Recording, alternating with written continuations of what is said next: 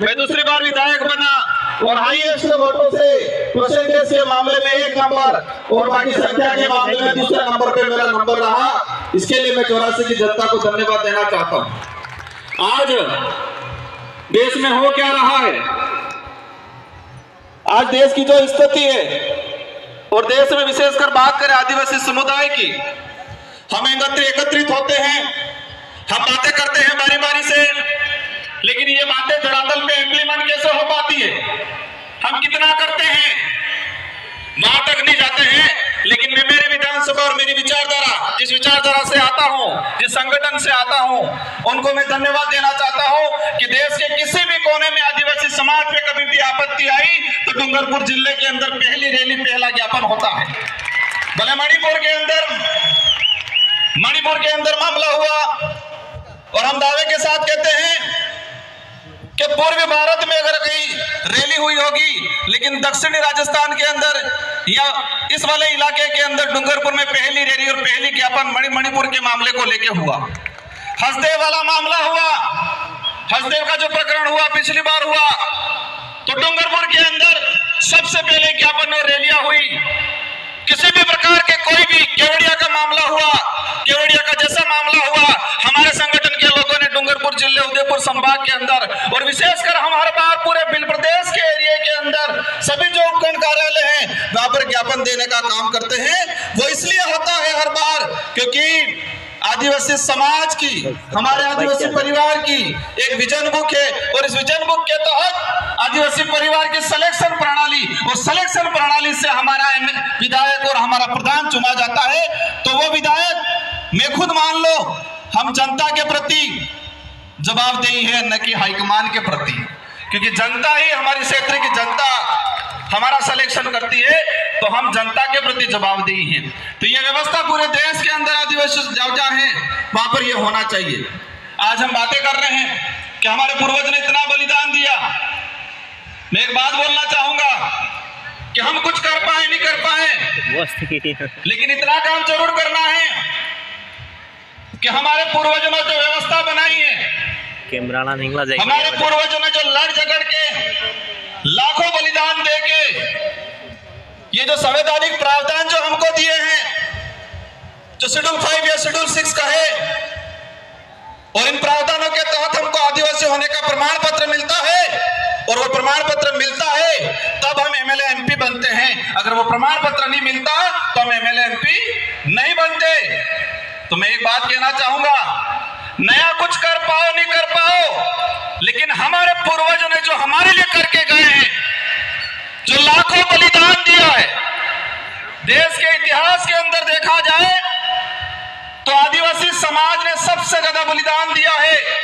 भले उस समय राजा रजवाड़े हो, मुगल हो, अंग्रेज हो, लाखों बलिदान देने के बाद इस संविधान के अंदर हमारे संवैधानिक प्रावधान मिले हैं। जो कल्चर बचा हुआ है, जो हमारी पहचान बची हुई है, वो भी हमारे पुरखों की बदौलत बची हुई है। तो हम नया कुछ नहीं कर पाएंगे ऐसा लगता है, लेकिन जो हमारे पुरखों जो हमको विरासत में देके गए हैं, कम से कम उसका संरक्षण करने का काम जरूर करना।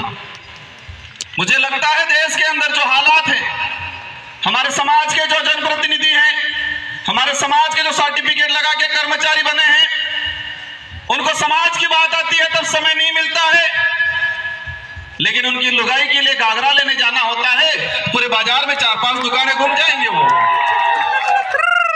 लेकिन उस कर्मचारी, उस नेता को समझना पड़ेगा कि जिस सर्टिफिकेट लगा के मैं विधायक बना हूं, प्रधान बना हूं, सरपंच बना हूं, जिस सर्टिफिकेट को लगा के मैं अधिकारी कर्मचारी बना हूं, वो सर्टिफिकेट लाखों आदिवासियों के बलिदान के बावजूद हमको वो सर्टिफिकेट मिला है।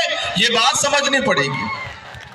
आज आंदोलन हो रहे देश के अंदर, जहां पर आपत्ति आई, आज हसदेव को लेके हो रहा है। हम हसदेव के आसपास से लोग आके मंच पे हम समाज की बात कर लेते हैं, लेकिन उसके लिए लड़ कितना रहा है पूरे देश के अंदर। जो आने वाली पीढ़ी है, वर्तमान जो युवा है, हमारे जो बुजुर्ग हैं, उनके अंदर भावना डालनी पड़ेगी कि देश के किसी भी कोने में कहीं पर भी आदिवासियों पे आपत्ति आई तो हम सबको पूरे देश में एक साथ एक ही दिन एक ही समय हमें ज्ञापन देना पड़ेगा, रैलियां निकालनी पड़ेगी। तब लगेगा कि देश के अंदर आदिवासी समाज एकजुटता हुआ है, एकता के सूत्र में बांधा गया है, ये तब लगेगा।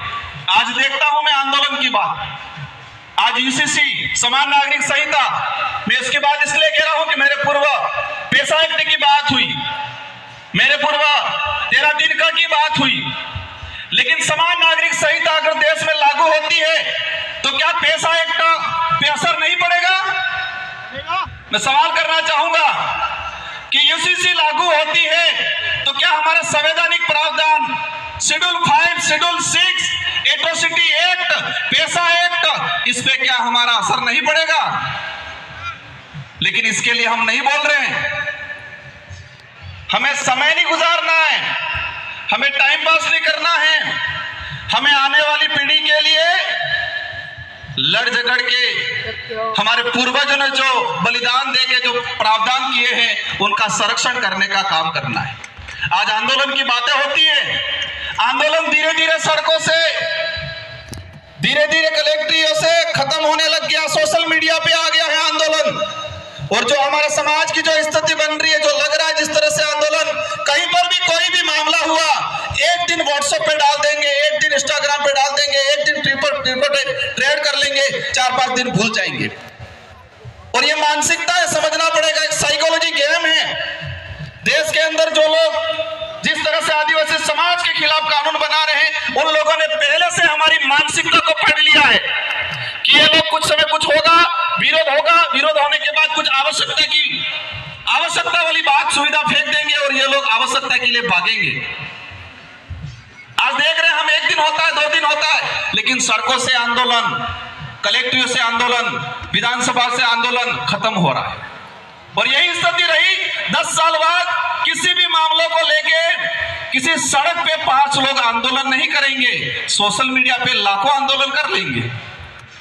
और बड़े बड़े लीडर भी ये देखते हैं सुबह शाम कि मेरे कितने फैन फॉलोवर है, 2-4 लाख हो गए, 5 लाख हो गए, तो अपने आप बड़ा लीडर मान लेता है वो। किसमें मानते? समाज सेवी किसमें मानने लग गए हम कि फेसबुक, इंस्टाग्राम, ट्विटर पे हमारे फॉलोवर बढ़ गए तो हम बड़े समाज सेवी हो गए, यही मान रहे हैं आज। और इसी भी आंदोलन हो रहा है। और यही स्थिति रही तो आने वाले 10 साल बाद किसी भी कितना भी अत्याचार हो जाएगा, लेकिन सड़कों पे 100 लोग इकट्ठे नहीं होंगे। ये आदत में परिवर्तन करना पड़ेगा हम लोगों को। और आज देश के अंदर जो स्थिति बनी हुई है, हमें सबसे पहले यह तय करना है कि हमको सुविधा के लिए लड़ना है या स्वाभिमान या अधिकार के लिए लड़ना है। देश के अंदर हम सुविधा के लिए लड़ रहे हैं, आवश्यकता के लिए लड़ रहे हैं, लेकिन अधिकार और स्वाभिमान की लड़ाई नहीं लड़ रहे हैं। और हर मंच में एक ही बात होती है, अगर स्वाभिमान या अधिकार की बात करेंगे तो आवश्यकता और सुविधा नहीं मिलेगी। और यही हो रहा है, ये माइंड गेम है कि देश के आदिवासियों को आवश्यकता की लड़ाई लड़वाओ, देश के आदिवासियों को उनको जो उपयोग में दैनिक दिनचर्या में आने वाली चीजें या शौचालय, बाथरूम की आवश्यकता की लड़ाई लड़ रहे हैं हम लोग, अधिकार की लड़ाई, स्वाभिमान की लड़ाई नहीं लड़ते। और कई मंचों में देखा है मैंने, आवश्यकता की बात करो सब स्वीकार करेंगे, लेकिन अधिकार और स्वाभिमान की बात करते हैं तो वहां पर लगता है ये बात नहीं करनी चाहिए। भाइयों, अगर स्वाभिमान और अधिकार की लड़ाई नहीं लड़े तो आने वाले समय में जानवर और हमारे में कोई अंतर नहीं रहेगा। क्योंकि आवश्यकता की लड़ाई जंगल में रहने वाली सियार भी लड़ती है कि मुझे कब खाने का मिल जाए मैं खा लूं, और उसका पेट भर जाता है, वो सो जाती है, और फिर जरूरत पड़ती है, उसको आवश्यकता है, उसको पेट को आवश्यकता पड़ी, वापस शिकार पे निकल जाती है, जब भी मिलता है खा के सो जाती है।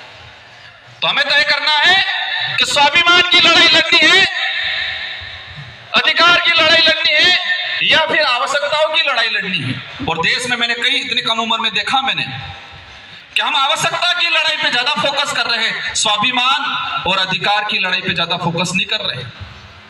आज देश की जो स्थिति बन रही है, आज हम जनप्रतिनिधि, मैं खुद भी अपने आप को जिम्मेदार मानता हूं, और मैं हमेशा कोशिश करता हूं कि मेरे समाज के लिए, मेरे क्षेत्र के लिए और आने वाले भविष्य के लिए लड़ाई लड़े। वक्त ज्यादा हो गया है, लेकिन इस पांडाल में विराजमान अन्य सभी राज्यों से आए हैं। मैं सभी से अनुरोध करना चाहूंगा कि जब तक हक और स्वाभिमान की लड़ाई लड़ने वाला आपका लीडर नहीं जाएगा, तब तक इस क्षेत्र का, इस समाज का आने वाले भविष्य का कुछ नहीं होगा।